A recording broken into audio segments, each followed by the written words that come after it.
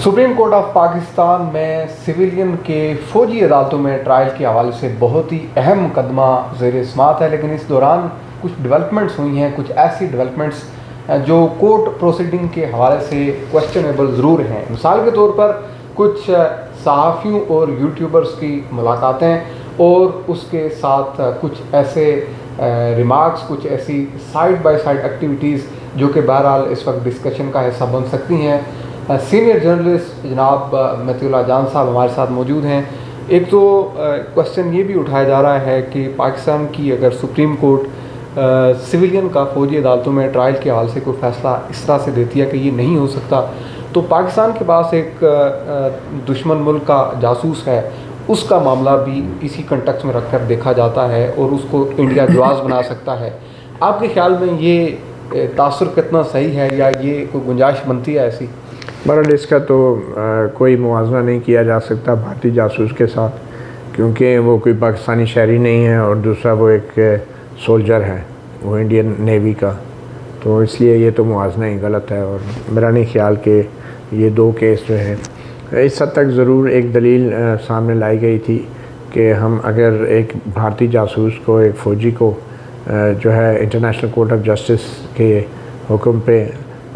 वो राइट्स दे सकते हैं, जैसे कि उनको वकील मर्ज़ी का करना, ख़ानदान वालों से मुलाकात, तो फिर हम अपने शहरियों को क्यों नहीं दे सकते। तो ये एक दलील ज़रूर सामने आई थी, मगर ज़्यादा आम बात यह है कि अभी ये मामला जो है इल्तबा का शिकार है और शायद इस महीने के 1-2 हफ़्ते के अंदर नई तारीख़ भी आ जाएगी, लेकिन उसमें फिर यही मसला होगा, चूँकि अब जो बेंच सुन रहा है वो काफ़ी हद तक मतनाज़ा हो चुका है। अब तो जस्टिस काजी फ़ाइज़, जस्टिस मंसूर अली शाह, जस्टिस सरदार तारिक मसूद, इनके इजाफ़ी नोट्स भी आ चुके हैं जिसमें इस बेंच की तश्कील के हवाले से शदीद एतराज़ात किए गए हैं, जस्टिस याहिया अफरीदी के भी। तो इसलिए बड़ा मसला होगा और इनमें यही एक हल इसका है कि जैसा कि जस्टिस काजी फ़ाइज़ ने पहले दिन कहा था कि जो पार्लियामेंट ने कानून पास किया है कि 3 रुकनी जजों की कमेटी है, वो तय करे कि कौन सा केस कौन सा बेंच सुनेगा, वो बेंच की तश्कील दे। उस कानून को जो है 8 रुकनी बेंच ने मुअत्तल कर रखा है, तो इसका हल ये है कि वो 8 रुकनी बेंच की समाअत हो पहले आइंदा चंद दिनों में, और वो 8 रुकनी बेंच जो है वो अपने हुक्म को वापस ले, वो पार्लियामेंट का मंजूर करदा कानून जो है वो बहाल हो, और फिर सुप्रीम कोर्ट के 3 सीनियर 3 जजेस की कमेटी ये फ़ैसला करे कि कौन से केसेस जो हैं कौन से बेंच के सामने लगने हैं। तो उसके बाद फिर ये फ़ौजी अदालतों का केस भी ऐसे ही किसी बेंच के सामने सुना जा सकता है। तो बेहतर यही है कि इस मामले को या तो फुल कोर्ट के सामने रखा जाए। तो इसलिए इस बात का इम्कान ज़रूर है और ऐसा होना भी चाहिए कि पार्लियामेंट का कानून पहले बहाल हो और उसके बाद फिर फ़ौजी अदालतों का ये केस भी सुना जाए, ताकि जो भी फ़ैसला हो उसका को जो है एहतराम भी करे, क्योंकि वरना फिर तनाज़े का शिकार हो जाएगा सुप्रीम कोर्ट का फ़ैसला, और इस पर नुकसान जो है किसी रिटायर होने वाले जज का नहीं होता, इसमें नुकसान जो है इदारे का होता है, आइन का होता है, मुल्क का होता है, और मुल्क की साख ख़राब होती है जब सुप्रीम कोर्ट जानबूझ के ऐसे फ़ैसले देती है जो उसे पहले से ही पता होते हैं कि एक मतराज़ा फ़ैसला होगा और इसको शायद कोई तस्लीम ना करे। अच्छा, इसी प्रोसीडिंग के दौरान आपके भी इल्म में आवाज़ प्रोसीडिंग में भी आप मौजूद थे कि जब एक लापता सहाफ़ी का नाम लिया गया चीफ़ जस्टिस की जानिब से, और उसका फिर पस मंज़र जब बाद में सामने आया तो मालूम हुआ कि कोई ख़त उन्हें लिखा गया है, और फिर जिन्होंने ख़त लिखा बाद में वो एक 3 रुकनी वफ़द की सूरत में भी शायद उनकी मुलाकात हुई। तो इसी प्रोसीडिंग के दौरान वो सहाफ़ी या वो यूट्यूब पर रिपोर्ट करने वाले लोग जब सबसे बड़ी अदालत के मौजूद चीफ़ जस्टिस से मिलते हैं तो इससे क्या तासर निकलता है और अब उन लोगों की अपनी जो रिपोर्टिंग है वो कहाँ पर स्टैंड करती है? देखिए, एक तो सहाफ़ी, दूसरा कुछ सियासतदान और तीसरा कुछ जज, ये तीनों जो हैं अपना अपना काम करने की बजाय ऐसे पब्लिक स्टंट्स करते हैं कि अपने किरदार को जस्टिफाई कर सकें। अब जिसने भी ख़त लिखा, सहाफ़ियों का तो काम है आवाज़ उठाना। अब उनका ये काम नहीं है कि वो जजों को ख़त लिखते फिरें, उनका काम है कि आप स्टोरी करें और बताएं कि किसने उठाया आपके साथी सहाफ़ी को। इमरान रियाज़ खान के साथ भी यही हो रहा है। लाहौर हाई कोर्ट में chief justice Lahore high court case सुन रहे हैं, हर बार कभी 2 हफ्ते का टाइम दे रहे हैं, कभी 20 दिन का टाइम दे रहे हैं। आप ऑर्डर करें, अगर एजेंसियों पर इल्ज़ाम है उनके नुमाइंदों को बुलाएं, जिस पे शक है उनको सख्त हुक्म दें, उनके ख़िलाफ़ तौहीन अदालत की कार्रवाई करें, हुकूमत को बुलाएं, इंटीरियर मिनिस्टर को बुलाएं, इंटीरियर मिनिस्ट्री को नोटिस पे रखें।